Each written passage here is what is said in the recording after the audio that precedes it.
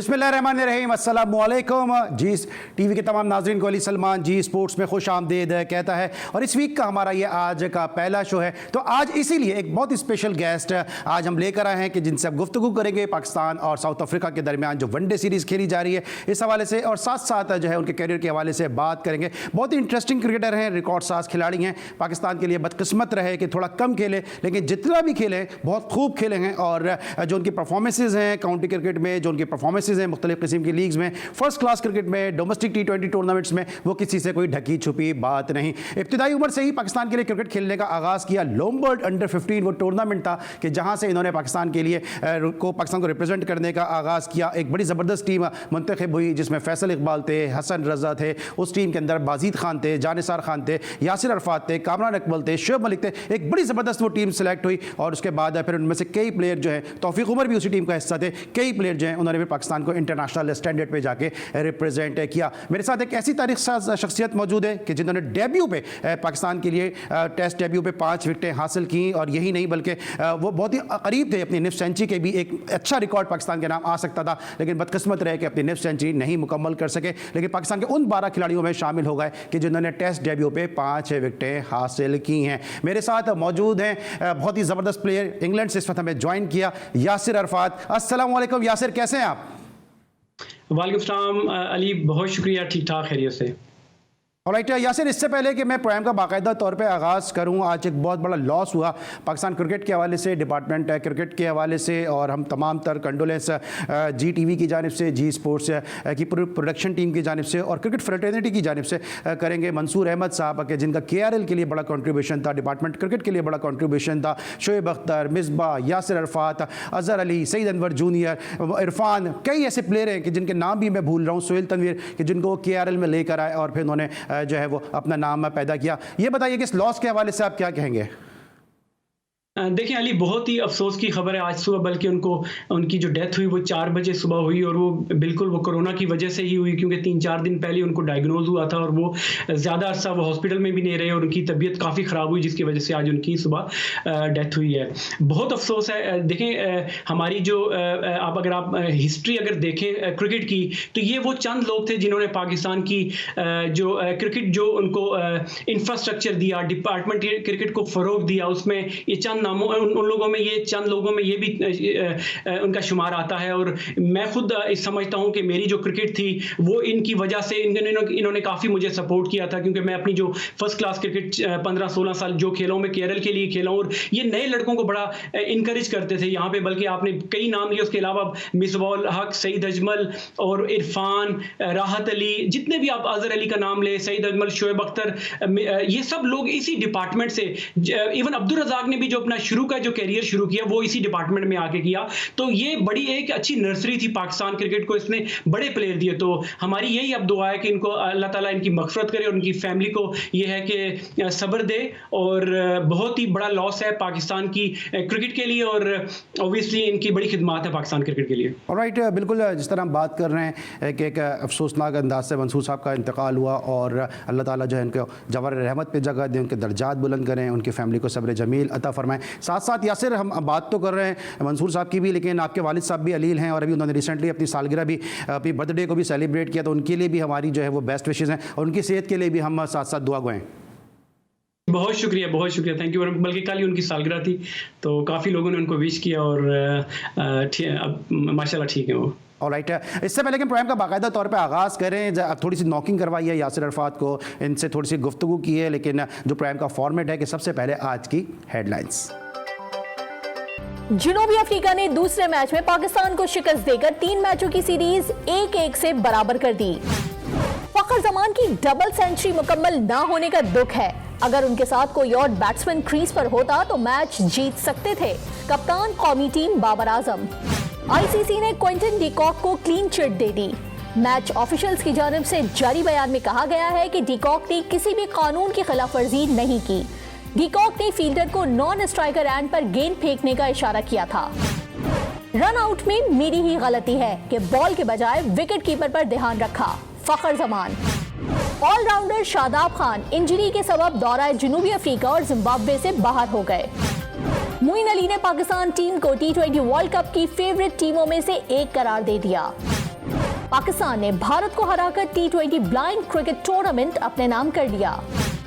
Junior Asia cup की तैयारियों के लिए पाकिस्तान हॉकी फेडरेशन ने 35 खिलाड़ियों को कराची कैंप में तलब कर लिया। जी नाज़रीन, आपने आज की हेडलाइंस देखी और इन हेडलाइंस में अच्छी खबर ये थी कि पाकिस्तान की जो ब्लाइंड क्रिकेट टीम है उसने इवेंट को अपने नाम किया। तो कांग्रेचुलेशन हमारी जानिब से पाकिस्तान की ब्लाइंड क्रिकेट टीम के लिए। और यकीनी तौर पे हम अपने प्रोग्राम के दौरान गाए बगाए इस पर गुफ्तगू भी करते रहेंगे। यासिर अरफात हमारे साथ मौजूद हैं बज़रिया वीडियो लिंक इंग्लैंड से। यासिर अरफात से गुफ्तगू का आगाज़ करते हैं। सबसे पहले तो यासिर ये बताइए कि इस सीरीज़ को जो पाकिस्तान और साउथ अफ्रीका के दरमियान खेली जा रही है इसको आप किस तरह से देख रहे हैं? क्योंकि बहुत सारे लोग ये बात कर रहे हैं कि जी साउथ अफ्रीका की टीम बैलेंस टीम नहीं है, साउथ अफ्रीका में बड़े नाम नहीं है। 2 वनडे मैचेस के बाद उनके 5 अहम खिलाड़ी जो हैं वो आईपीएल खेलने के लिए चले जाएंगे और उस तनाजुर में फिर ये सीरीज जो है 1-1 से बराबर हो गई है। देखिए ऑब्वियसली प्लेयर्स तो उनके जाएंगे, मगर उससे पहले जो 2 मैचेस हुए बड़ी अच्छी कॉम्पिटिटिव क्रिकेट हुई, बड़े क्लोज मैचेस हुए। दोनों मैचेस जो अगर आप देखें बड़े क्लोज मैचेस हुए। मगर अगर इनके 5 प्लेयर अगर जाते भी हैं तो मुझे नहीं लगता कि पाकिस्तान के लिए इतना ईजी होगा कि तीसरा मैच आराम से जीता जाएगा, क्योंकि ये डिपेंड्स करता है क्योंकि साउथ अफ्रीका की जो कंडीशन है काफ़ी मुश्किल है। इवन उनके बाकी बॉलर्स भी अगर आके बॉलिंग करेंगे तो ऑब्वियसली उनको स्विंग भी मिलेगा, बाउंस भी मिलेगा। और पाकिस्तानी बैट्समैन अली आपको पता है कि यहाँ पे स्ट्रगल हमेशा से करते रहे हैं, तो पाकिस्तान के लिए इजी नहीं होगा। और उनके अलावा अगर आप देखें जब ये लोग पाकिस्तान आए थे T20 के लिए टीम खेलने, तो उस टाइम भी उनकी सेकंड स्ट्रिंग थी, बी टीम थी, उसने भी पाकिस्तान को टफ टाइम दिया। तो पाकिस्तान के लिए अच्छी क्रिकेट खेलना बहुत जरूरी होगा सीरीज को जीतने के लिए। आप साउथ अफ्रीका में पाकिस्तान को रिप्रेजेंट किया, ICC वर्ल्ड T20 इवेंट आप खेले थे, तो क्या आपको लगता है कि वहाँ की जो पिचेस हैं, वहाँ पे जो क्लाइमेटिकल कंडीशंस हैं उसको देखते हुए या जिस दौर में आप खेले थे वो जो बॉलिंग अटैक था या उनके जो बैट्समैन थे, क्या वैसे ही सूरत हाल है या आपको लगता है कि थोड़ी सी क्लाइमेटिकल कंडीशन बेहतर हुई हैं, पिचेस बेहतर हुई हैं, बॉलिंग का वो स्टैंडर्ड नहीं रहा, बैटिंग का वो स्टैंडर्ड नहीं रहा? देखिए पिचेस तो वैसी ही हैं। आपने देखा होगा कि जिस तरह बॉल कैरी कर रहा है, हमारे बॉलर्स भी जब बॉलिंग कर रहे थे तो ऑल्दो उनकी स्पीड इतनी ज़्यादा नहीं थी, बट ये है कि 140 प्लस कर रहे थे, मगर उनका बॉल बड़ा अच्छा कैरी भी कर रहा था। और पहले मैच में अगर आप देखें कि हसनैन ने बड़ी अच्छी बॉलिंग की थी, एक्यूरेट उनकी सीम बड़ी अच्छी हिट हो रही थी और आउट स्विंग उनको बड़ा अच्छा शेप मिल रहा था। उसके अलावा अगर आप शाहीन की देखें, दूसरे मैच में उनको थोड़ी मार पड़ी, वो भी उनको डेथ ओवर्स में मार पड़ी। हमारे बॉलर्स भी अच्छी बॉलिंग कर रहे हैं। कंडीशंस ऑब्वियसली हमेशा से ऐसी रही हैं, लॉस थोड़े चेंज हो गए, जिसमें आप पावर प्ले की बात कर लें, बाउंड्रीज थोड़ी छोटी, स्क्वायर ऑफ द पिच आप देखें बाउंड्रीज छोटी हैं।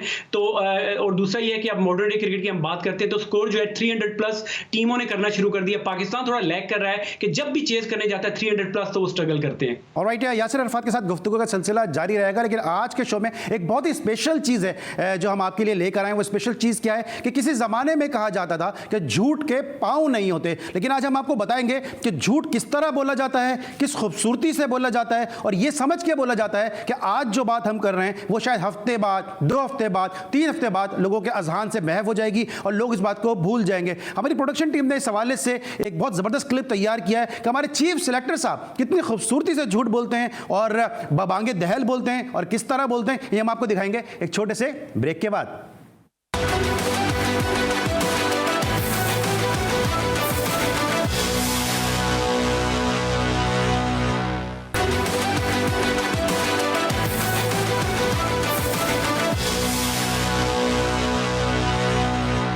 Welcome back after the break. और ब्रेक पर जाने से पहले हम बात कर रहे थे यासिर अरफात से। यासिर ये बताइएगा कि अब पाकिस्तान की टीम को आप किस तरह से देख रहे हैं? सीरीज़ 1-1 से बराबर हो गई है, शादाब खान इंजर्ड होकर सीरीज़ से अब बाहर हो गए हैं। दूसरी तरफ साउथ अफ्रीका के 5 अहम प्लेयर जो हैं वो अब IPL ज्वाइन करने जा रहे हैं। तो क्या सीरीज़ में कोई इंटरेस्ट बाकी रहेगा या आप समझते हैं कि ये सीरीज़ जो है वो दोनों टीमों के लिए इवनली पॉइज्ड हो चुकी है? नहीं, बिल्कुल इंटरेस्ट रहेगा। देखें आप पाकिस्तान ने जो क्रिकेट खेली है इतनी बुरी क्रिकेट नहीं खेली उनके टॉप क्वालिटी टीम के खिलाफ, तो अभी तो पाकिस्तान के पास एक अच्छा चांस होगा कि ये सीरीज को जीते। और जो पॉइंट्स बेस पे जो आजकल वर्ल्ड सीरीज की बात कर रहे हैं, तो पाकिस्तान के लिए वो वर्ल्ड क्वालिफाइंग राउंड के लिए बड़ा अच्छा हो जाएगा कि पॉइंट्स लें, सीरीज जीतें और T20 में एक अच्छे नोट पे जाएं और लड़कों की फॉर्म भी अच्छी हो जाए, कॉन्फिडेंस भी अच्छा हो जाए। तो मेरे ख्याल में तो ये सीरीज में बिल्कुल इंटरेस्ट है। इवन साउथ अफ्रीका, क्योंकि उनके जो कप्तान बुवुमा नए बने हैं तो वो भी यही चाहेंगे कि वो भी सीरीज जीतें। ऑलराइट, अच्छा ये माइंड सेट इस वक्त पाकिस्तान की टीम मैनेजमेंट का क्या होगा? मिसबा के साथ आपने बहुत क्रिकेट खेली है, जो पाकिस्तान के चीफ सिलेक्टर हैं मोहम्मद वसीम, हालात से, किस्मत से, किसी की दुआओं से, किसी के कहने से, चलो जैसे भी हैं तो पाकिस्तान के चीफ सिलेक्टर, अगर उन्होंने जो टीम सेलेक्ट की है उसको देखते हुए आपको क्या लगता है माइंड सेट क्या होगा कि आसिफ अली किस बेस पे पाकिस्तान की टीम से खेल रहे हैं, किस बुनियाद पे वो पाकिस्तान की टीम से खेल रहे हैं? सरफराज जैसा बैट्समैन, विकेट कीपर जो है वो बाहर बैठा हुआ है, पाकिस्तान में और भी टैलेंटेड प्लेयर हैं कि जिनकी जगह बन सकती है, तो आपको क्या लगता है कि आसिफ अली का सिलेक्शन और बाकी जो टीम्स की सिलेक्शन है वो सही हुई है? देखिए, आसिफ अली तो एक फोर्थ सिलेक्शन लाइक हादसे के बिना पर अभी जो इस टूर पे आए हैं, क्योंकि अगर सऊद शकील इंजर्ड ना होते तो उन्होंने खेलना था वो फर्स्ट चॉइस से। उसके बाद फिर अब लेकिन यासिर अगर हादसा होता है तो टांग की जगह टांग लगाई जाती है ना, या टांग की जगह हाथ लगा देते हैं? देखें वो आपने सरफराज की बात की, तो मैं भी हमेशा बड़ा ही एडवोकेट रहा हूं सरफराज के लिए। उसको आपको खिलाना चाहिए, जितनी अच्छी रिजवान बैटिंग करे उनको एज अ बैट्समैन खिला के इनको आपको कुछ ना कुछ मैचेस देने चाहिए, क्योंकि मैं यही तो पूछ रहा हूं आपसे, माइंड सेट क्या है? मैं यही मेरा सवाल है कि मिसबा को आप अच्छी तरह जानते हैं, आप मोहम्मद वसीम को अच्छी तरह जानते हैं, तो इनका माइंड सेट क्या होगा, क्योंकि आपने बड़ी अरसे इनके साथ क्रिकेट खेली है? देखिए, माइंड सेट इनका यही है कि मिसबा का तो हम सबको पता है कि डिफेंसिव, और उनका जो थोड़ा सा फेवर करते हैं वो आसिफ की जो सिलेक्शन होती है जब भी वो आते हैं, उस तरह की परफॉर्मेंस उनसे होती नहीं है, उनकी तो होती है। मगर वसीम की अगर आप बात करें तो वसीम ने थोड़ा सा ये नई चीज दिखाई है कि वो डोमेस्टिक के परफॉर्मर्स को टीम में लेके आ रहे हैं, जिसमें दानिश अजीज है और इसके अलावा सऊद शकील को जो लेके आए हैं, तो उनकी तो यही ख्वाहिश है। आखिर जो फाइनल सिलेक्शन होती है वो मैनेजमेंट, टूर मैनेजमेंट की होती है, जिसमें वकार यूनुस खान है और मिसबाउल हक है। अगर आप बात कर रहे हैं कि जी डोमेस्टिक के परफॉर्मर को टीम में लेकर आए, तो फिर ये बताइए कि अगर आमिर यामीन डोमेस्टिक में मुसलसल शॉर्टर वर्जन में परफॉर्म कर रहा था, वो टीम का हिस्सा क्यों नहीं है? माद भट्ट को कभी आप इंग्लैंड लेके चले जाते हैं, उसके बगैर खिलाए बाहर कर देते हैं, फिर आप उसको बांग्लादेश की सीरीज में पाकिस्तान के स्क्वाड में शामिल करते हैं, उसको बगैर खिलाए बाहर कर देते हैं, फिर साउथ अफ्रीका के खिलाफ उसको आप टीम में शामिल करते हैं, फिर आप उसको बगैर खिलाए जो है वो बाहर कर देते हैं। तो इसके साथ साथ जो है कामरान गुलाम 37 साल का सादत अली का फर्स्ट क्लास का रिकॉर्ड ब्रेक करता है, वो बाहर हो जाता है। साजिद खान फर्स्ट क्लास में आउट करने के बाद आता है, वो कहीं हमें नजर नहीं आ रहा। तो फिर ये जो तारीफें की जाती है मोहम्मद वसीम की कि डोमेस्टिक का परफॉर्मर को टीम में लाते हैं, अनाउंस जरूर करते हैं, लेकिन फाइनल जो स्क्वाड होता है उसमें तो नहीं नजर आते सारे प्लेयर। देखिए, मैं हमेशा यही बात करता हूं कि हमने हमारे सिलेक्शन पॉलिसी में कोई कंटिन्यूटी नहीं है। हमने इतने लड़कों को टेस्ट कैप या वनडे कैप बांट दी है कि हमारे पास कोई 50-60 प्लेयर ऐसे मौजूद हैं हमारे डोमेस्टिक स्ट्रक्चर में। आप देखें कि सब ने पाकिस्तान तो खेला हुआ है, मगर किसी की भी जगह बाबर आजम, शाहीन अफरीदी 2 वाहिद प्लेयर है, और इवन हफीज को अगर आप कहें वो T20 में उनकी जगह मुस्तहकम। उसके अलावा हर प्लेयर जो है वो श्योर नहीं है कि उसने खेलना है या नहीं खेलना। तो ये बड़ी गलत रवैया है। या हम लोग जो हर लड़के को खिला देते हैं बगैर देखे, अगले मैच में उसको ड्रॉप कर देते हैं। तो हमने ये जो रवैया इख्तियार किया हुआ है, इससे ना तो हमारी टीम बन रही है, ना ही आपने इतने ज्यादा नाम लिए उसमें। अगर आप हमाद आजम को भी ऐड कर दें, हमाद आजम ने पिछले 2 साल में बेहतरीन परफॉर्मर रहे। अगर 6 नंबर पे अगर किसी को खिलाना है तो मेरे ख्याल में फिनिशर, पावर हिटर की अगर हम बात करते हैं तो हमाद आजम से प्लेयर हमारे पास नहीं है। वही मैंने जिस तरह बात की कि थोड़ी सी फेवर मिसबा कर जाते हैं आसिफ अली के केस में। अगर हमाद आजम को वहां पे ट्राई किया जाए तो हमाद की अभी क्रिकेट बाकी है। ऑलराइट, हम यासिर अरफात के साथ गुफ्तगू का सिलसिला जारी रहेगा। कॉलर इस वक्त मुझे ज्वाइन किया, खुशामदीद कहेंगे। अस्सलाम वालेकुम। वालेकुम सलाम, सलमान भाई, खालिद हसन इस्लामाबाद से, कैसे हैं आप? जी मैं बिल्कुल ठीक ठाक हूँ, thank you so much for calling us. क्या कहेंगे? सर, मैं कल के इंसिडेंट पे बात करना चाहता हूँ। पहली बात तो ये है कि जिस तरह वो रन आउट हुआ है ये फखर जमान, इनके या तो मेरे ख्याल इन्हें अवेयरनेस नहीं है प्रॉपरली कि ऐसी सिचुएशन में क्या करना चाहिए, किसे रिएक्ट करना चाहिए। और फखर जमान की भी एक गलती है कि उसको बजाय कि उसकी डिकॉक की बात सुनता उससे अपना रन कंप्लीट करना चाहिए था। और दूसरी बात यह कि जिस तरीके से उस पर अगर ऑस्ट्रट किया गया है, अटेंशन डाइवर्ट किया गया है, तो इसके ऊपर एप्रोप्रिएट एक्शन उसी वक्त लेना चाहिए था। फखर जमान को अंपायर के पास जाके पॉइंट आउट करना चाहिए इस बात को, बेशक आउट होकर बाहर चले आता वो उसका कर देता। दूसरा खालिद साहब, मैं क्योंकि क्वालिफाइड कोच है यासिर अरफात, इंटरनेशनल क्रिकेटर हैं, मुख्तलिफ लीग्स का तजुर्बा है, मैं जरा इनसे ही सवाल पूछूंगा। यासिर, इस सवाल को मैं थोड़ा सा रिफ्रेश करता हूँ। सवाल खालिद साहब का बड़ा वैलिड है, इस सवाल की तरफ मुझे आना भी था, लेकिन ये क्या वजह है कि हमारे जो क्रिकेटर्स हैं वो गेम की सिचुएशन को नहीं समझते, गेम अवेयरनेस उनके पास नहीं है। ये तो फखर की बात हो रही है ना। आपको याद होगा UAE में टेस्ट क्रिकेट खेली जा रही थी, अजहर अली जैसा एक्सपीरियंस प्लेयर, असद शफीक जैसा एक्सपीरियंस दोनों प्लेयर एक ही एंड पे खड़े थे। जी हाँ, वो बाउंड्री लाइन के बाहर बॉल गई नहीं और वो दोनों बीच में खड़े हो गए। और यही नहीं बल्कि बताऊं, कराची के एक रमजान टूर्नामेंट में पाकिस्तान के दो बड़े जबरदस्त फर्स्ट क्लास क्रिकेटर खेल रहे थे, आखिरी बॉल पे जो है वो 2 रन चाहिए थे और वो ये समझे गेंद बाउंड्री लाइन के बाहर चली गई और बीच में रुक के दोनों बातें करने लगे और फिर उस मैच में एक तनाजा सा पैदा हो गया। तो गेम अवेयरनेस क्यों नहीं है? इसके साथ साथ आपको ये भी याद होगा, एक मैच में पाकिस्तान के 2 प्लेयर एक ही एंड पे एक साथ भागना शुरू हो गए थे। तो ये सब क्यों होता है पाकिस्तान क्रिकेट के हवाले से? देखिए, ये इसका एक बहुत ही अहम रीजन ये है कि हमारी जो ग्रास रूट पे जो कोचिंग है, कोचिंग का स्टैंडर्ड है, हम लोग वहां पे ये नहीं बताते। बल्कि इसके साथ मैं एक और चीज भी ऐड कर दूं कि आप देखें, जब हमारे players even stars, super stars होते हैं, जब वो रनिंग कर रहे होते हैं, जा रहे होते हैं एंड की तरफ, तो उनको ये मालूम नहीं, उनको बैट की साथ में होना चाहिए, वो बॉल को देखना चाहिए। बिल्कुल खालिद साहब ने बड़ा अच्छा ही इस रनआउट को बड़ा अच्छा, जो उन्होंने पहला हिस्सा उनके जो सवाल या जवाब में था वो यही था कि ये फखर की रिस्पॉन्सिबिलिटी थी कि उसको अपने एंड पे पहुंचना चाहिए था, और वो उसने प्रेस कॉन्फ्रेंस में बताया भी कि ये उसकी गलती थी। बाकी जो डिकॉक की बात कर रहे हैं, तो वो देखें, लॉ तो यही कहता है कि जब भी कोई डिस्ट्रैक्ट करे फील्डर बैट्समैन को, तो ये विलिंगली जानबूझ के करे तो ये है, मगर उसके बाद ये रिस्पॉन्सिबिलिटी जो बनती है ऑन फील्ड अंपायर और तो मैच रेफरी है, उनको इंटरवीन करना चाहिए उसी टाइम, तो उसके बाद। मगर अगेन आप 5 रन पेनल्टी नहीं दे सकते, आप ये है कि वार्निंग दे सकते हैं। लेकिन यासिर, आपको ऐसा लगता है कि बीइंग ए पाकिस्तानी तो हम जरूर सिंपैथी हमारी फखर के साथ है, लेकिन चूंकि आप क्वालिफाइड कोच है, मैं एंकर हूं, हमारा काम लोगों को एजुकेट करना है। आपका प्रोग्राम बहुत सारे यंगस्टर इस वक्त देख रहे होंगे, तो आप ये समझते हैं कि इसमें डिकॉक का इतना कसूर नहीं है? क्योंकि जब अगर बॉलर गेंद करता है, बैट्समैन स्विच हिट करता है या रिवर्स हिट खेलता है, तो बॉलर भी तो डिस्ट्रैक्ट होता है। तो फिर इसी तरह उन्होंने भी कहा कि बॉलिंग एंड की तरफ थ्रो करो, और वो फील्डर ने थ्रो कर दिया अगर स्ट्राइकर एंड पे, तो उसमें डिकॉक को आप किस तरह से ब्लेम कर सकते हैं?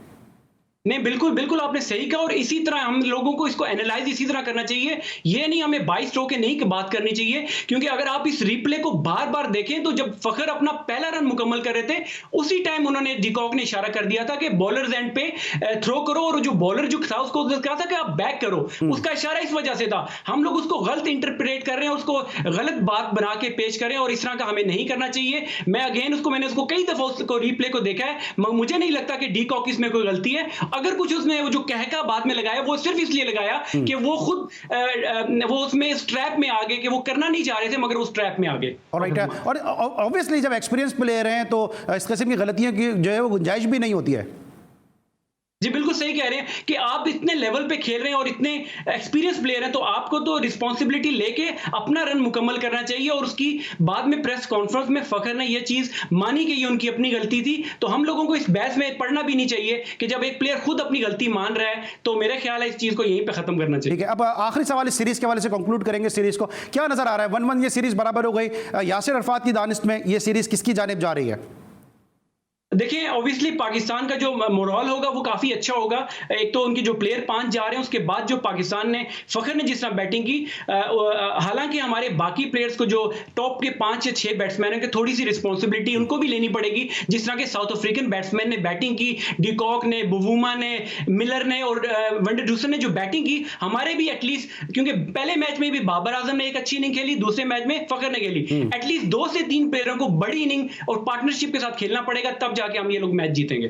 जी नाज़रीन, ये तो हमने बात की फ़खर ज़मान के हवाले से, इस आउट होने के हवाले से, उनकी ज़बरदस्त इनिंग के हवाले से हमने बात की, लेकिन इस आउट होने के बारे में फ़खर ज़मान का खुद क्या कहना है, आइए सुनते हैं। देखें, मुझे अफसोस है हम मैच नहीं जीते। अगर मैच जीतते तो बहुत अच्छा होता, और मुझे बिल्कुल भी अफसोस नहीं है, क्योंकि सिचुएशन ही ऐसी थी कि मैं जीत के लिए ही कोशिश कर रहा था, लेकिन अनफॉर्चुनेटली गेम को फिनिश नहीं किया। और अगर इससे कम रन भी बनते और हम जीतते तो मुझे बहुत ज़्यादा खुशी होती। जी नाज़रीन, ये तो थी फ़खर ज़मान की गुफ्तगू अपनी इनिंग के हवाले से, अपने आउट होने के हवाले से। लेकिन इस इनिंग को पूरी दुनिया ने बहुत ज़्यादा प्रेज़ किया है, लेकिन फ़खर ज़मान के जो टीममेट हैं, जो इनका कोचिंग स्टाफ है, उन्होंने इस हवाले से क्या कहा, आइए वो भी सुनते हैं। शेयर डोमिनेंस जिसको कहते हैं, अकेला बिल्कुल एक बंदा वहाँ पे खड़े होके उसने इन कंडीशंस में स्पेशली आके इस तरह की इनिंग खेलना, I think it's very good for Pakistan और टीम के लिए भी, और दूसरे बैट्समैनों के लिए एक बहुत बड़ा लेसन। मुझे बड़ी खुशी हो रही है as a batting coach Fakhar Zaman के, कि उन्होंने आज, अगर मैं उनकी वैगन व्हील देखूँ तो ग्राउंड के चारों तरफ उनके शॉट्स देखें, और उनका पार्टनर का ना होना, लेकिन उन्होंने आखिर तक फाइट की। वन मैन शो उसने आज शो करवाया, अनफॉर्चुनेटली वो गेम फिनिश नहीं कर पाया और 200 भी उसका मिस हुआ, उसका काफ़ी अफसोस हुआ हमें। मेरे ख्याल से एक बैट्समैन या ऑलराउंडर खड़ा होता तो मेरे ख्याल से वो मैच हम 2 या 3 आवर पहले ख़त्म कर देते। मुझे ज़ाती तौर पर बहुत ज़्यादा खुशी है जिस तरीके से जो डिटर्मिनेशन और जो हंगर थी इस पूरी इनिंग्स के अंदर, उसको देख के मज़ा आ रहा था as a fan of cricket. और yes obviously as a senior pro मुझे उसकी कामयाबी पे हमेशा खुशी होती है जब वो पाकिस्तान के लिए अच्छा करता है। ऐसी इनिंग्स बहुत कम देखने को मिलती है इंटरनेशनल क्रिकेट में, और मेरे ख्याल से जिस तरह के जो इसने पावर हिटिंग की है तो बहुत मज़ा आया। जी नाज़रीन, आपने फ़खर ज़मान की गुफ्तगू सुनी, मिसबाह उल हक की गुफ्तगू सुनी, यूनुस खान की गुफ्तगू सुनी, साथ साथ हफीज़ ने इस इनिंग के हवाले से क्या कहा और इमाम उल हक ने क्या कहा। सब ने ही इस इनिंग को बहुत ज़्यादा जो है प्रेज़ किया, बहुत ज़्यादा जो है इस इनिंग को एंजॉय किया। इसमें लेंगे हम एक छोटा सा ब्रेक, और जब ब्रेक के बाद वापस आएंगे तो मज़ीद गुफ्तगू के सिलसिले को आगे बढ़ाएंगे।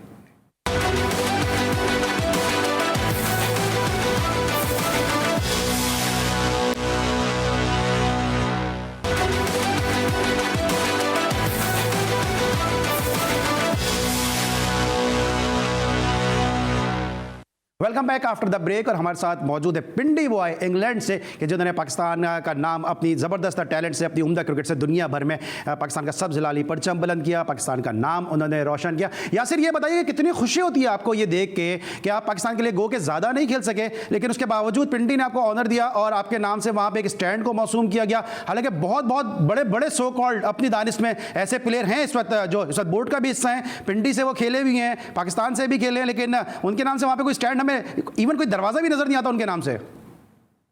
नहीं जी, अल्लाह का बड़ा शुक्र है, जितनी क्रिकेट भी खेला पाकिस्तान के लिए बड़े फ़ख्र से खेला, बड़े ऑनर से खेला। और अभी भी यादें हैं, सारे फॉर्मेट्स में खेला, T20 हो, टेस्ट क्रिकेट हो और या वनडे हो। और उसके बाद ये है कि उतनी ज़्यादा क्रिकेट नहीं खेल सकता जितनी मैं चाहता था, मगर कोई बात नहीं, अल्लाह को इतना ही मंजूर था। मगर उससे ज़्यादा मैं काउंटी क्रिकेट में मैं 13 साल नॉन स्टॉप काउंटी क्रिकेट खेला, तो ये मेरे लिए एक बड़ी अचीवमेंट है। उसके अलावा मैं दुनिया की तमाम ही लीग्स में खेला हूँ, तो यही मेरे लिए खुशी की बात है, क्योंकि क्रिकेट मेरा पैशन था, मेरी ख्वाहिश थी कि मैं हाईएस्ट लेवल पे जाके खेलूं, तो अल्लाह ने वो ख्वाहिश मेरी पूरी की। और ये बताते चले अपने नाज़रीन को कि यासिर अरफात बड़े ज़बरदस्त T20 फॉर्मेट के बॉलर है, शॉर्टर वर्जन में, और जो टॉप 12 बॉलर हैं उसमें यासिर अरफात 281 विकेटों के साथ इस लिस्ट में मौजूद हैं, और कई इसमें पाकिस्तानी भी मौजूद हैं, लेकिन यासिर अरफात जो है वो 281 विकेटों के साथ जो T20 क्रिकेट है उसमें मौजूद हैं। लेकिन यासिर ये बताइए कि जब आप क्रिकेट खेलते थे आपको इतने मौके नहीं मिले, अभी आप लेवल 4 के कोर्स कर रहे हैं, एक हाईएस्ट डिग्री कर रहे हैं लवबरो यूनिवर्सिटी से, उसके बावजूद आपको पाकिस्तान में कंसीडर क्यों नहीं किया जाता? कोचिंग की बात कर रहे हैं या प्लेइंग तो कैरियर मेरा खत्म हो गया। अगर आप कोचिंग की बात करते हैं तो देखिए, हाई परफॉर्मेंस सेंटर अभी बना है, इसमें काफ़ी कोचेस की इंडक्शन भी हुई है। मैंने भी बल्कि उसके लिए जब ये हाई परफॉर्मेंस सेंटर के लिए कोचेस कर रहे थे तो मैंने अप्लाई किया, तो मुझे तो उधर से कोई रिस्पॉन्स ऐसा नहीं आया। जिस तरह आपने बात की लेवल 4 में भी कर रहा हूँ, तो मेरा ख्याल में उनके जो मेरिट है वो लेवल 4 नहीं, उनका लेवल मेरिट जो है वो लेवल 2 ही लगता है, जिसकी वजह से मुझे लगता है उन्होंने इसी वजह से कंसिडर नहीं किया। तो कोई नहीं, ठीक है, उनकी जो चाहते हैं जिस तरह की वो ये मुझे साइंस समझ में नहीं आई कि एक आदमी लेवल 4 कर रहा है वो कंसीडर नहीं हो रहा, और एक आदमी लेवल 2 कर रहा है वो कंसीडर हो रहा है। ये क्या साइंस है, मुझे समझ में नहीं आई कुछ। देखिए अली भाई, ये सिर्फ हाई परफॉर्मेंस सेंटर की बात ही नहीं, उसके अलावा भी अगर आप पाकिस्तान के बाकी इदारे भी पीसीबी में ये जो चीज़ चलती है तो वहाँ पे ऐसे ही होता है कि आप ये नहीं देखा जाता कि आपकी सीवी क्या, आपकी एक्सपीरियंस एक्सपर्टीज क्या है, आपकी क्वालिटी क्या है आपकी, मगर वो देखी नहीं जाती। देखा जाता है कि आप कितने उनके मनपसंद हैं, उनके हाँ में हाँ मिलाने वाले हैं। तो इस तरह के लोग इनको चाहिए होते हैं, तो वो उसी तरह के लोग अपने इर्द गिर्द वो चाहते हैं कि आपने क्वालिटी की बात की, एक बड़ी ज़बरदस्त क्वालिटी मैं आपको दिखाने वाला हूं। और एक हज़रत अली अलैहिस्सलाम का कौल है कि जिस पे एहसान करो उसके शर से डरो। ज़रा ये क्लिप देखिए और देखिए किस खूबसूरती से झूठ बोला जाता है, क्योंकि मैं तो इस क्लिप को देख के यही समझाऊं कि शायद अल्फाज के मायने बदल गए, मफहूम बदल गया। लेकिन ज़रा आप भी ये यासिर क्लिप सुनिएगा, मैं अपने नाज़रीन से भी कहूँगा ज़रा ये क्लिप सुने ताकि पता चल सके कि क्या हमारी याददाश्त ख़राब है, हमारी उर्दू ख़राब है, या आज तक हमने जो है वो शायद स्पोर्ट्स को कवर ही नहीं किया। ज़रा सुनवाइएगा ज़रा प्रोडक्शन टीम। उसके बाद इमाम उल हक हैं जी, तो ऑब्वियसली उनके आप स्टैट्स देखते हैं तो उनके टैलेंट को वो जस्टिफाई नहीं करते हैं जिस तरह का उनके में टैलेंट है, लेकिन आई फील कि रेड बॉल के लिए मे बी अभी वो रेडी प्रोडक्ट नहीं है। नाज़रीन, अब आप ये तो खुद ही फैसला कर सकते हैं कि प्रेस कॉन्फ्रेंस में कहते हैं कि वो रेड बॉल के लिए रेडी प्रोडक्ट नहीं है, और जब वो नौमान नियाज़ जैसे लेजेंड एंकर के सामने बैठे, राशिद लतीफ़ जैसे ज़बरदस्त एक्सपर्ट के सामने बैठे, तो उन्होंने कहा मैंने तो ये कहा ही नहीं, साफ अल्फाज से मुकर गए। यासिर, मेरी तो उर्दू इतनी अच्छी नहीं है, आप तो एक सहाफ़ी के बेटे हैं, एक जर्नलिस्ट के बेटे हैं, आपकी उर्दू बहुत अच्छी है, क्रिकेट भी खेलें, क्या मैंने गलत सुना है या आपको लगता है कि शायद ये बात से अपने आगे पीछे कर दिया उन्होंने बात को? देखिए, मोहम्मद वसीम को मैं काफ़ी क्रिकेट उनके अंडर भी खेला हूँ और काफ़ी ज़्यादा रावलपिंडी से हम लोग क्रिकेट इकट्ठी भी खेले हैं। तो इमाम के बारे में जो उन्होंने बात की है, देखिए रेड बॉल की जो उन्होंने बात की, अगर आप उनके स्टैट्स अगर देखें, उन्होंने 11 टेस्ट मैचेस, मैं स्टैट्स पे जा ही नहीं रहा, मैं स्टैट्स पे नहीं जा रहा, मैं ये कह रहा हूँ उन्होंने जो प्रेस कॉन्फ्रेंस में कहा कि वो रेड बॉल के लिए रेडी प्रोडक्ट नहीं है, और बाद में आके शो में वो ये कहते हैं मैंने तो ये कहा ही नहीं है, मैंने तो ये कहा कि उनके स्टैट्स जो हैं वो उनको सपोर्ट नहीं करते। तो ये दोनों बातों में कॉन्ट्रडिक्शन नजर नहीं आ रहा आपको? देखिए, वही लफ्ज़ों का हेर फेर वाली बात है कि आप कभी कुछ कहते हैं तो फिर जब उस चीज़ को कवर करना हो तो आप उसको किसी और एंगल से बयान करते हैं। तो हो सकता है उनसे गलती हो गई हो, क्योंकि आप किसी भी प्लेयर के बारे में इस तरह की राय नहीं रख सकते, क्योंकि क्रिकेटर देखें जब बनता है तो बड़े ही मेहनत करके, बड़ी परफॉर्मेंसेस करके इस लेवल पर आता है। तो जब आप किसी को राइट ऑफ कर देते हैं, मैं मोहम्मद वसीम की बात नहीं कर रहा, मैं अपने कैरियर में भी मैं आपको बताऊं कि यहाँ पे लोग, आपको याद होगा कि लोग अपने घरों में बैठ के, ड्राइंग रूम में बैठ के पाकिस्तान की टीमें बनाया करते थे। आपको यह भी याद होगा कि एक चीफ सिलेक्टर कहता था मेरा प्लेयर खेलेगा, कप्तान कहता था अगर तुम्हारा बंदा खेलेगा तो मेरा बंदा भी खेलेगा। तो ये तो हिस्ट्री पाकिस्तान की चलती रही है, तो ये चीजें नहीं होनी चाहिए। ये तो चले, आप ये बात कर रहे हैं ना, मुझे तो ये भी इनसाइड स्टोरी है कि आपको एक सिलेक्टर ने फोन किया, आपने फोन उठा के पूछा कौन सा आप बात कर रहे हैं, उन्होंने ये कहा अच्छा मेरा नाम पूछ रहे हो इसीलिए घर बैठे हो। ये हुआ था नहीं हुआ था? बिल्कुल हुआ था। एक सहाफ़ी ने मेरे साथ इस तरह बात की, और एक और मुझे पाकिस्तान के लेजेंड आप उनको कह सकते हैं कि उन्होंने कहा कि अगर आप हमारे डिपार्टमेंट में नहीं खेलेंगे तो फिर आप समझ लें कि आप पाकिस्तान क्रिकेट आगे नहीं खेल सकते। तो इस तरह के वाकयात आपके मेरे ऊपर तो बीते हुए हैं। और मैंने देखिए केरल की मैंने पहले भी बात की, मैंने सारी उम्र अपनी केरल के लिए वक्त वीक मैंने उसी डिपार्टमेंट के लिए खेला। मैंने ये नहीं देखा कि मुझे कोई पाकिस्तान का कोई लालच है, क्योंकि आपने देखा होगा प्लेयर सिर्फ इसलिए डिपार्टमेंट चेंज करते हैं ताकि वो पाकिस्तान के जाके क्रिकेट खेले। आपने डिपार्टमेंट चेंज की बात की है और केरल की आपने बात की, अभी मैं मोहम्मद वसीम की बात कर रहा हूं। पूरी दुनिया ने इस पर देख लिया, इस क्लिप को हमने इसीलिए साथ साथ दिखाया कि बहुत सारे लोग ये बात करते हैं कि जी हम मोहम्मद वसीम के लिए क्यों बात करते हैं। हम ये कहते हैं कि आप अगर कोई बात कर रहे हैं, आप कोई डिसीजन ले रहे हैं तो आप उस पर कायम रहें। ये नहीं करें कि आप अकेले में जो है वो जलवत में जो है वो खलवत में जो है आप कुछ और गुफ्तगू करते हैं, फिर जलवत में लोगों के सामने जो है वो आप अपनी बात से फिर जाते हैं। अभी आपने केरल की बात की, आपने मोहम्मद वसीम की बात की है, तो मैं इस तफसील में तो जाने ही नहीं चाहूंगा। आपने कहा लोगों ने डिपार्टमेंट चेंज किए, इन्होंने डिपार्टमेंट क्यों चेंज किया था वो पूरी दुनिया ने देखा कि डिपार्टमेंट से क्यों छुड़वाया गया था। मैं इस तफसील में नहीं जाऊंगा, लेकिन आपको नहीं लगता कि एक मतलब चेन ऑफ सीरीज है इनकी मुसलसल झूठ बोलने की? देखिए, आप इन चीजों पे क्या डिस्कशन की जाए, वो अगर वो साथ बैठे हो तो फिर उनके बारे में अब उनके पीछे क्या बात की जाए। मैं तो सामने ही बात कर रहा हूं ना, मैं तो ऑन कैमरा बात कर रहा हूं। मैं तो इसलिए दोनों के लिए बात कर, मैं खुद से कुछ नहीं कह रहा हूं। मैं सिर्फ एक बात ये कह रहा हूं कि अगर आपने किसी प्लेयर को ड्रॉप किया है तो आप ठीक है, जस्टिफिकेशन ये दे उसकी फॉर्म नहीं है। आप पहले ये कहते हैं उसकी जगह नहीं बनती, वो रेड बॉल का प्लेयर नहीं है, उसके बाद कहते हैं मैंने तो ये बात कही नहीं, तो आप ये किसको बेवकूफ बना रहे हैं?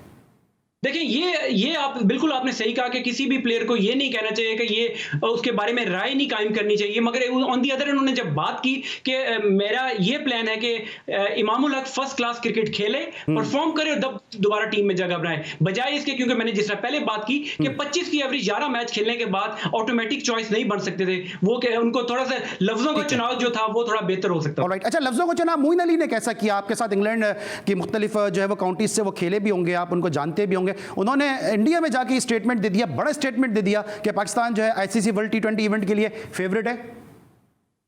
देखिए, इसमें तो कोई दो राय नहीं है। पाकिस्तान ने हमेशा से टी20 में अच्छी परफॉर्मेंस दी और हमारे जो सबसे ज्यादा हमें जो फॉर्मेट सूट करता है हमारे प्लेयर्स को वो 20 ओवर्स का ही। हमारे में उतना स्टेमिना ही नहीं हमारे बैट्समैनों में या बॉलर में, या 4 ओवर से ज्यादा बॉलिंग कर सके या फिर 20 ओवर से ज्यादा बैटिंग कर सके, तो वो उनको सूट करता है और उसी हिसाब से उन्होंने बात की। और इसमें कोई गलत बात भी नहीं है, क्योंकि आप देखें कि कंडीशन हमारी सिमिलर होंगी। वहां पर हमारा जो एक्सपीरियंस है उसमें आप देखें कि रिवर्स स्विंग होने का ऑप्शन है, हमारे पास स्पिनर्स ऐसे हैं कि जो उन पिचेस पे अच्छी बॉलिंग कर सकते हैं। तो ये अच्छी चीज है, उन्होंने बिल्कुल फेयर उनके कमेंट्स हैं, तो इसमें कोई ऐसी बात नहीं है। अच्छा, ऐसे थोड़ा सा आपके कैरियर पे बात करते हैं, डोमेस्टिक कैरियर के हवाले से। वक्त बड़ा महदूद है तो क्विकली मुझे जवाब दीजिएगा। 2004 में क्या आपने बॉलिंग की कि 6 गेंदों पे 5 विकेटें आपने ले ली अगेंस्ट फैसलाबाद पिंडी को रिप्रेजेंट करते हुए?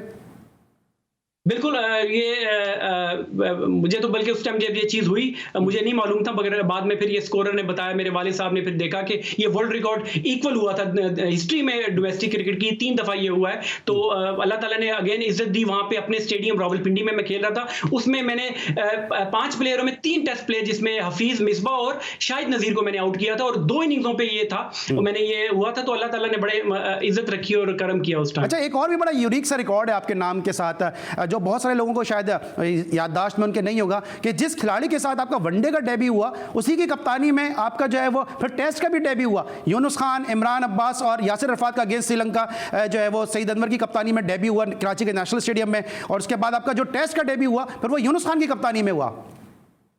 जी बिल्कुल, यूनुस भाई के ने देखें उनको, वो हमेशा मुझे उन्होंने प्रेज किया और बड़ा सपोर्ट किया उन्होंने। हमने वनडे में डेब्यू तो किया ही किया, क्योंकि उस टीम में भी मेरा 30 में नाम नहीं था, दूर दूर तक मेरा नाम नहीं था। वो तो इंजरीज हुई, इंडिया गए ये लोग, वहाँ पे हमारे कुछ प्लेयर्स इंजर्ड हुए, जिसकी वजह से मुझे दोबारा कॉल किया और मैं वहाँ पे गया और जाके खेला।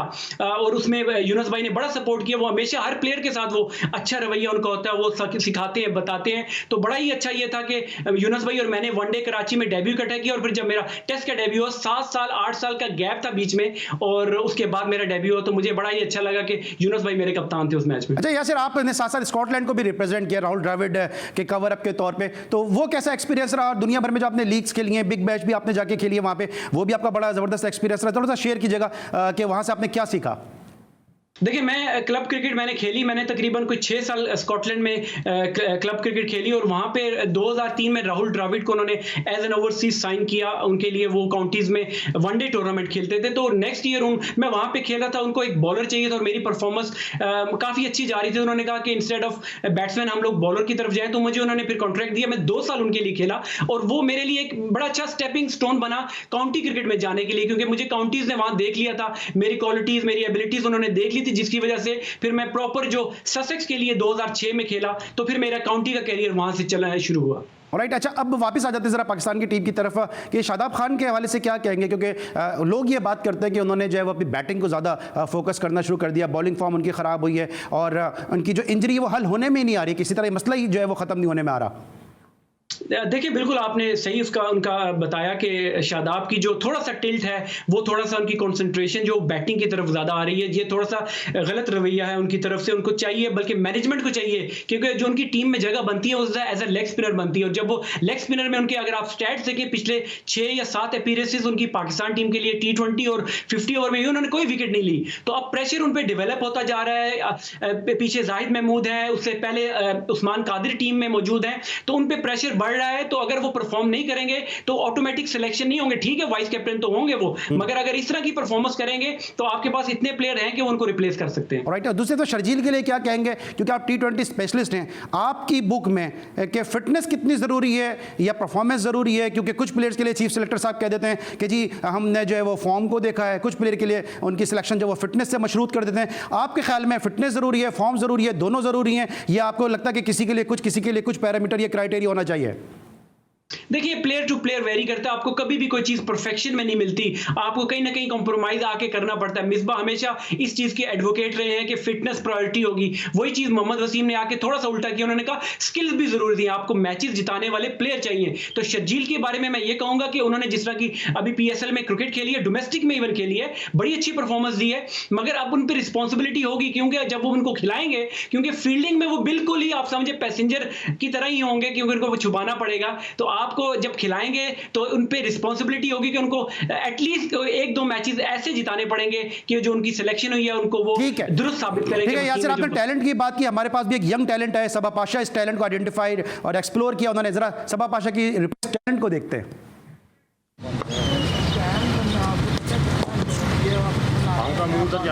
कमसिन गोहर लियाकत क्रीज पर हो तो बैटिंग में तकनीकी खामियां तलाश करना मुश्किल है। Straight drive, cover drive, pull shot और कट शॉट समेत क्रिकेट की किताब में मौजूद हर स्ट्रोक देखने को मिलेगा। शौक का ये आलम है कि घंटों प्रैक्टिस करने के बाद भी जी नहीं बढ़ता। 30 से ज्यादा ओवर्स खेलना रोज का मामूल है। गोहर को हार्ड बॉल से डर नहीं लगता। मोहम्मद यूसुफ और बाबर आजम फेवरेट है। पिछले लॉकडाउन में क्रिकेट शुरू की थी और मोहम्मद खुर्शीद साहब मेरे कोच हैं और मामू मुझे बॉलिंग करवाते हैं और मेरे कोच मुझे बताते हैं। कोच मैं 1.5 साल कबर गौहर की सलाहियतें देखकर हैरान रह गया। क्रिकेट की बारीकियों को समझने में देर नहीं लगाता। ग्राउंड में खेल रहा था और उन्होंने देखा कि ये बच्चे में टैलेंट है, उसके बाद वो इसको नेट पे लेके आए हैं और पिछले 1 साल से वो मुसलसल इस पे मेहनत कर रहे हैं। ये उनकी कावज से ही अब ये बच्चा इस तरह मेहनत के बाद ये खेलना शुरू हुआ है।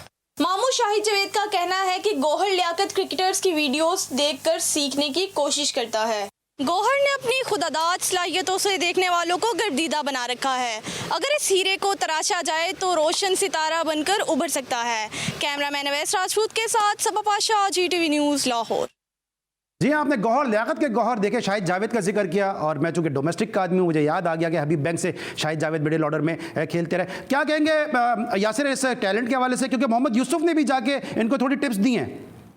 बहुत खुशी हुई इसको बच्चे को देख के, बल्कि अभी जब मैं वीडियो देख रहा हूँ तो जब उनको दिखाया तो मुझे वाकई लगा कि जेन्युइन 6 साल की लगते हैं, कोई वो उस तरह की जो हमारे प्लेयर्स खेलते हैं थोड़ा चेंज करके, मगर ये जेन्युइन 6 साल के लग रहे हैं। और जिस तरह की ये बैटिंग कर रहे हैं और हार्ड बॉल से खेल रहे हैं इस उम्र में, तो ये कोई खुदादाद कोई स्पेशली कोई टैलेंट है। तो अल्लाह ताला इसको यही ख्वाहिश है कि ये सीखे, खेले और पाकिस्तान का आके नाम रोशन करे और अपना भी खेले। तो यूसुफ भाई को मैंने देखा, उन्होंने जाके उसको हेल्प की, तो आई एम श्योर उस बच्चे को फायदा और कॉन्फिडेंस मिला होगा उस बच्चे को कि इतना बड़ा प्लेयर आके एक छोटे से बच्चे के साथ काम कर रहा है। तो उम्मीद यही है कि ये लड़का पाकिस्तान के लिए जाके खेले और अच्छे सिस्टम में आ जाए। Thank you so much. Yasir Arafat हम हमारे साथ मौजूद थे और इस छोटे बच्चे की बात की यासिर अरफात ने, तो यासिर अरफात भी अंडर 15 से पाकिस्तान को रिप्रेजेंट कर रहे हैं। तो वो भी एक छोटा बच्चा था जो बाद में पाकिस्तान के लिए टेस्ट क्रिकेट खेला और दुनिया भर की लीग्स में उसने अपना नाम रोशन किया। उम्मीद करते हैं कि गौहर लियाकत भी इसी तरह से परफॉर्मेंस देते रहेंगे और हमारी ज़बरदस्त रिपोर्टर जो है सबा पाशा, वो जाके रिपोर्टिंग करती रहेंगी, इनकी परफॉर्मेंसेस को